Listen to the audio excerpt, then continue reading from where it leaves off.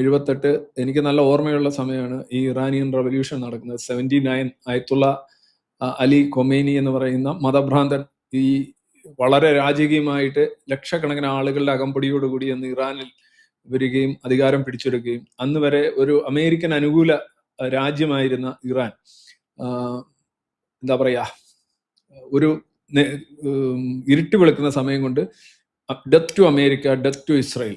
അന്ന് വരെ ഇസ്രായേലിന്റെയും അമേരിക്കയുടെയും സുഹൃത്തായിരുന്ന രാജ്യം, പരസ്പരം കൊടുക്കൽ വാങ്ങലുകൾ ഉണ്ടായിരുന്ന രണ്ട് ജനതകൾ, പേർഷ്യൻ സാമ്രാജ്യത്തിന്റെ അനന്തരാവകാശികളായ ഇറാനിയൻസും ജൂതന്മാരും അതോടെ അമേരിക്കൻസും അതുപോലെ തന്നെ അവിടുത്തെ ജീവിതശൈലിയും മോഡേണൈസേഷനും എല്ലാം ഇരിക്കുന്ന ആ സ്ഥലത്താണ് ഈ 6-ാം നൂറ്റാണ്ടിലെ 7-ാം നൂറ്റാണ്ടിലെ മാലിന്യം ഭരിച്ചുകൊണ്ട് വരികയും ഇറാൻ രാപ്പകൽ വ്യത്യാസത്തിലേക്ക് പിന്നെ പോവുകയും ചെയ്യുന്നു. പിന്നെ ഓൾമോസ്റ്റ് ചാക്ക് വരുന്നു. അന്ന് സ്ത്രീകളും അതിന് ഏറ്റവും കൂടുതൽ ആ ഒരു ബിട്രയലിന് എന്താ പറയാ ബ്രോക്കർ ചെയ്തത് അവിടുത്തെ കമ്മ്യൂണിസ്റ്റുകളും സോ കോൾഡ് വോക്ക് ലെഫ്റ്റുകളുമാണ്. അവർക്ക് ഉടനെ തന്നെ ആദ്യത്തെ പന്തിക്ക് തന്നെ കമ്മ്യൂണിസ്റ്റുകൾക്ക് വേണ്ടത് കൊമേനി കൊടുത്തു. അത് ഉറപ്പാണല്ലോ. പക്ഷെ എപ്പോഴും ആദ്യത്തെ പന്തിക്ക് കിട്ടി എങ്കിലും വീണ്ടും ഈ കൊമേനിക്കൊപ്പം നിൽക്കുന്ന കമ്മ്യൂണിസ്റ്റുകളെയാണ് ഇപ്പോഴും കാണാൻ കഴിയുക. അല്ലെ കൊമേനി മാറി കാമനി ആയാലും ഈ കമ്മ്യൂണിസ്റ്റുകളും വോക്കുകളും ലെഫ്റ്റുകളും നമ്മളെ കേരളത്തിൽ തന്നെ നോക്കുക, സോക്കോൾഡ് പുരോഗമനവാദി, എന്ത് വാക്കാതെ എനിക്കറിയില്ല, പുരോഗമനവാദികൾ പോലും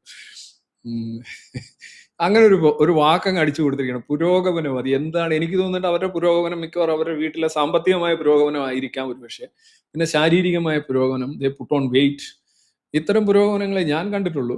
പിന്നെ ഇതൊരു എന്താ പറയാ ഒരു തുടർച്ച എന്ന നിലയിൽ എല്ലാവരും പുരോഗമനവാദികൾ എന്നിവരെ വിളിക്കുന്നു. Actually they are the most regressive people on earth. ഈ ഭൂമിയിൽ ജീവിച്ചിരിക്കുന്നതിൽ ഏറ്റവും പിന്തിരിപ്പന്മാരും ഏറ്റവും മതാത്മകമായി ചിന്തിക്കുന്ന ഏറ്റവും ഫാഷിസ്റ്റ് ആയിട്ടുള്ള, fascist in the sense that power ഗ്രീഡിയാണ്, ജനാധിപത്യ ബോധം തീരെയില്ല, മതേതരത്വ ബോധം പറയാനുമില്ല. അങ്ങനെയുള്ള ആളുകളെയാണ് നമ്മൾ പുരോഗമനവാദികൾ എന്ന് വിളിക്കുന്നത്. ഈ പുരോഗമനവാദികൾ ഇപ്പോഴും മിണ്ടുന്നില്ല. കേരളത്തിലെ മാധ്യമങ്ങൾ, ഇതിനൊരു രസമുള്ളത്, കേരളത്തിലെ മാധ്യമങ്ങളെ വിട്ടുനോക്കുക. ഈ അടുത്തിടെ ശരിക്കും അടി വാങ്ങിച്ച ഒരു മാധ്യമമാണ് BBC. BBC ഒരു ഡോക്യുമെന്ററി, ഈ ഗാസ സംബന്ധിച്ചൊരു ഡോക്യുമെന്ററി ഉണ്ടാക്കിയിരുന്നു. ആ ഡോക്യുമെന്ററിയിൽ ഹമാസിന്റെ ഒരു ആക്റ്റീവ് പോരാളിയുടെ ഒരു മകനെ വെച്ചുകൊണ്ടാണ്, അല്ലെങ്കിൽ അയാൾ ഒരു ബന്ധുവിനെ വെച്ചുകൊണ്ടാണ് ഇത് ചിത്രീകരിച്ചത്. എന്നിട്ട് ഇതെല്ലാം ഏകപക്ഷീയമായി ഹമാസ് എന്തെഴുതി കൊടുക്കുന്നോ, അല്ലെന്നുണ്ടെങ്കിൽ പാലസ്തീൻ ഹെൽത്ത് മിനിസ്ട്രി, അങ്ങനെ ഒരു സംഗതിയേ ഇല്ല. ഇത് ഹമാസിന്റെ പത്രക്കുറിപ്പിനെയാണ് ഈ പാലസ്തീനിയൻ ഹെൽത്ത് മിനിസ്ട്രി അല്ലെങ്കിൽ ഗാസൻ ഹെൽത്ത് മിനിസ്ട്രി എന്നൊക്കെ പറയുന്നത്. കാരണം ഇതെല്ലാം ഒന്ന് തന്നെ. അത് വളരെ ആധികാരികമായി റിപ്പോർട്ട് ചെയ്യുകയും അതിന്റെ മേളിൽ ചർച്ചകൾ സംഘടിപ്പിക്കുകയും ചെയ്യുകയായിരുന്നു BBC ചെയ്തുകൊണ്ടിരുന്നത്. BBC ഉൾപ്പെടെയുള്ള മാധ്യമങ്ങളെല്ലാം തന്നെ.